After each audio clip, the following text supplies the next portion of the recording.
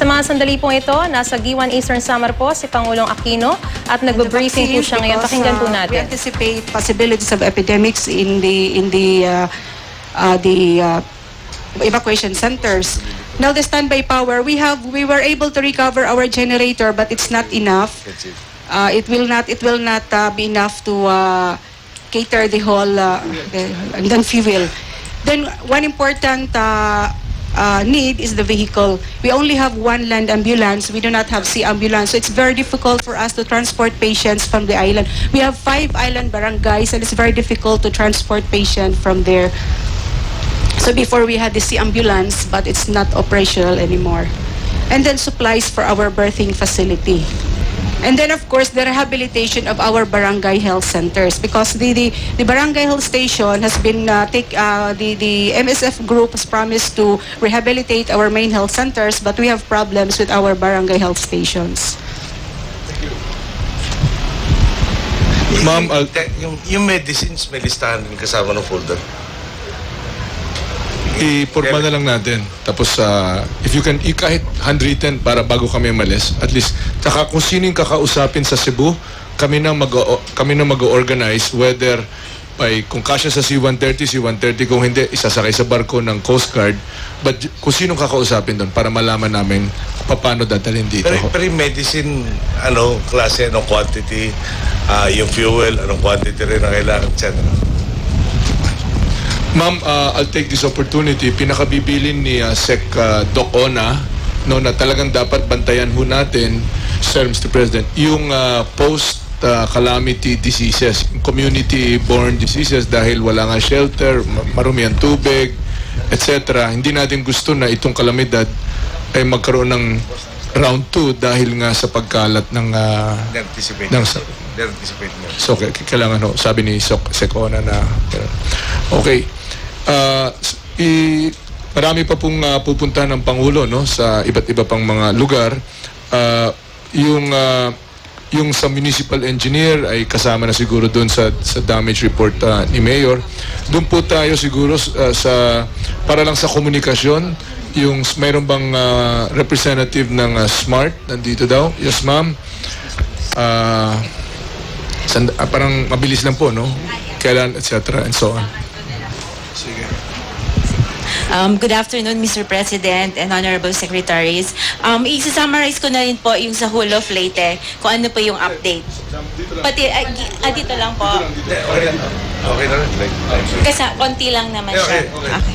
Right now po, na restoration in Leyte, we have 24 sites restored.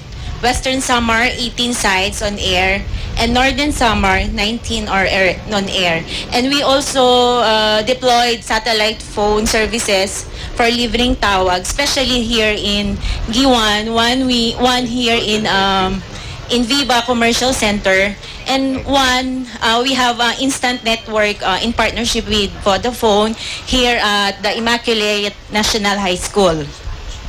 So for we have libreng tawag also in Palo. We have airport installed Meow in airport in Giwan, and satellite phone libreng tawag also were set up in the airport. That would be all. Walang site sa Eastern Samar Restored? As Eastern Samar po, Leyte, Western, and Northern. ayun, hindi pa po nila nabigay. Eastern Samar, we have Borongan is up on air.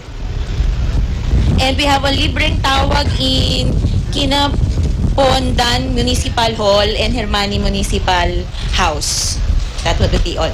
We have also challenges in the cell, for the cell site. And since nag-up na yung mga cell sites namin, the demand of the diesel were tumataas. So right now po, we will have a meeting with Secretary Tatalia, with Petron, Caltex, and Shell.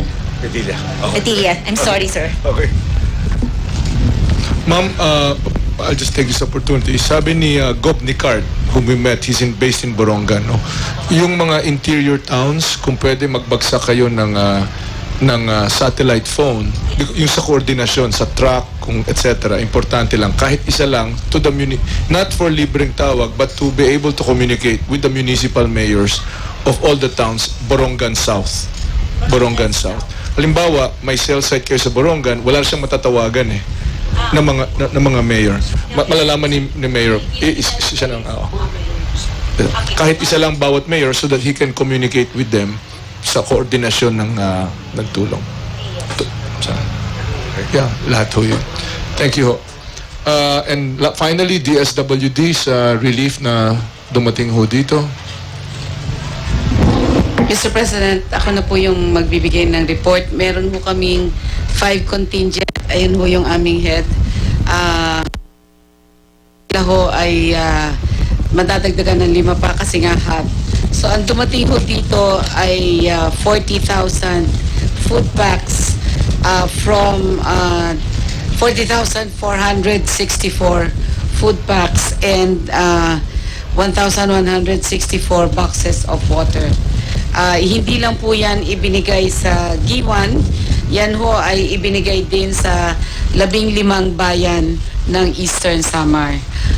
Subalit dahil nga ang ating sistema ay chopper, kahit ho dun sa ibang mga lugar, kailangan po talaga ng sasakyan dahil ang maximum na ilalagay po sa helicopter ay mga 10 sako na ang isang sako ho ay may 8 to 10 food packs. As far as I understand, nag-report na ho si General Villarmino, yung head ng Task Force Yolanda for Region 8. May tatlo ng passable na daw po ang tinanong namin si Mayor from Marabut and from Borongan side, sir. Oo. Kaya pwede nang wala lang talagang truck. Wala naman truck. Kaya ngayon ho, dumating daw 3 truck, sabi ni General Villarmino. That's why talagang chopper drop ho tayo dun sa iba. And obviously, yung mga island barangays, choppers ho yun.